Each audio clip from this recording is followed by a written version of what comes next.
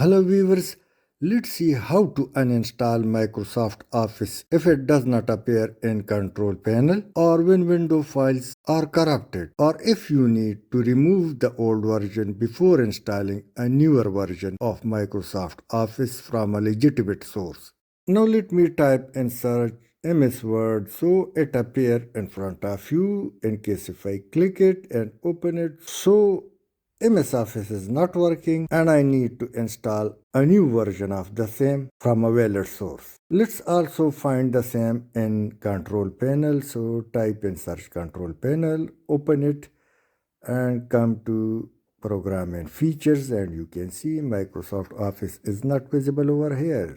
So click from your keyboard Windows button plus I button or click this Windows button and when it opens, so simply select settings and when settings open, come to click apps, then click installed apps. Now type Microsoft Office 365 or simply Microsoft Office. Now these three dots appear, so click on these three dots and click uninstall.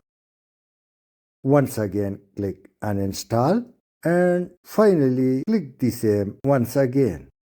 If it appears, click yes and now uninstall process has been begun and it's done. Now click on close and Microsoft Office has been removed from window. You can install new one. Now let's cross check it. So type in search Word or MS Word and you can see it doesn't appear, mean the uninstallation process has been completed. Thanks for watching. Please share and subscribe with the request to press bell icon to receive further notifications.